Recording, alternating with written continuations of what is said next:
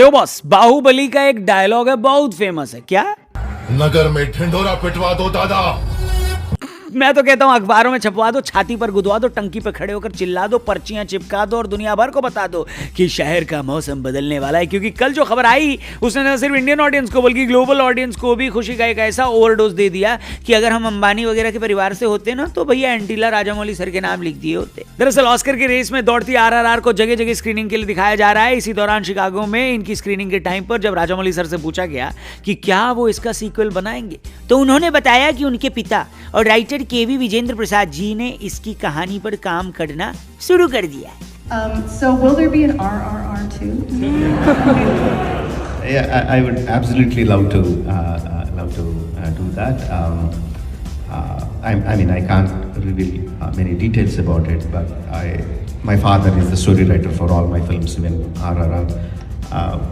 We discussed a bit about it, and he's working on the story. अब ये सुनना था कि यहाँ सोशल मीडिया फट पड़ा, ट्रेंडिंग लिस्ट में एसएस राजामौली नंबर 1 पर ट्रेंड करने लगे। लोग अपनी अपनी थियरी बनाने लगे। वो लोग भी जिनको एग्जाम का 2 पन्ना भरने में 10 बार चक्कर आते थे, वो लोग भी।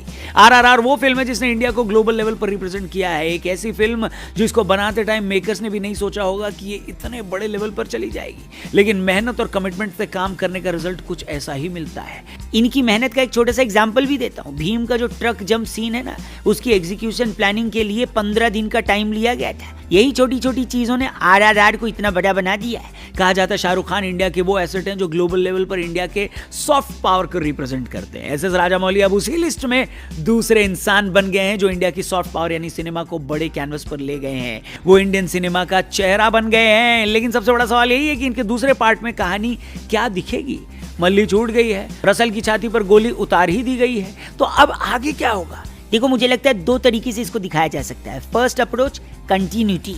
अब देखो, फिल्म जहां से खत्म हुई है शायद वहीं से इसको शुरू किया जाए। भीम के जीवन में जंगल और जमीन की लड़ाई एक बड़े अधिकारी की लड़ाई थी जिसे फर्स्ट पार्ट में नहीं लिया गया। हो सकता है दूसरे पार्ट में फिक्शन को लेते हुए उस कहानी को दिखाया जाए, किसी दूसरे ऑफिसर को इंट्रोड्यूस किया जाए जो जंगल और ट्राइब्स की जमीन को हथियाना चाहें और फिर इस डुओ की लड़ाई शुरू हो। ये लॉजिकल भी इसलिए लग रहा है क्योंकि आरआरआर एक सीक्वल बनाने के लिए लिखी ही नहीं गई थी। वो तो सिचुएशन ऐसी हो गई कि अब इसका स्कोप भी नजर आ रहा है। लेकिन जब आपके पास ऐसे क्रिएटिव माइंड्स हो तो कुछ भी इंपॉसिबल नहीं लगता बॉस।